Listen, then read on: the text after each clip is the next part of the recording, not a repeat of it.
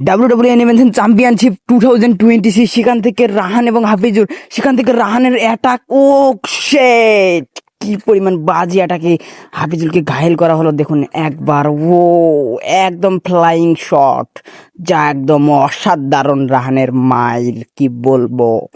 এইদিকে এফআরের 3 মুখীতে রাহান পারল না তাকে পরাজিত করতে। হাফিজুর রহমানকে ধরে এই এক জবরদস্ত আসারের সঙ্গে প্রতিপক্ষকে ঘায়েল করার চেষ্টা। রামপিয়ারের 2 মুখী দেওয়ার সঙ্গে সঙ্গে রাহান ঝটকে ওঠে, আবার রুখে দাঁড়ায়। রাহান যেন হারবে না। ও হাফিজুরের একদম অবস্থা চায় লেভার মনে হয়, আর উঠে দাঁড়াতেই পারার শক্তি নাই তার। দেখা যাক রেফারির 2 মুক্তির পর সে কি করে।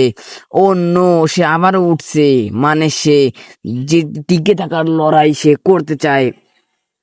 আবার দুজনকার দৌড়াদৌড়ি মোকাবেলার সঙ্গে ও নো, হাফিজুল এখানে মানে পেরেই উঠতেছে না। এই খেলার মধ্যে আমরা দেখতে পারতেছি একদম ঘায়েল করে দিতেছে রাহান তাকে। কি পরিমাণ অবস্থা হাফিজুলের, একদম দেখেন। ও শেট, একদম খেলা হচ্ছে যেন বাঘে বেড়ালে খেলাল, যেন এই খেলার মধ্যে হাড্ডাহাড্ডি কোনোভাবে হচ্ছেই না। এই পর্যায়ে দেখা গেল 3 মুশির পরেও হাফিজুল উঠলেন না, আর সঙ্গে সঙ্গে রেফারি তাকে বিজয়ী ঘোষণা করলেন।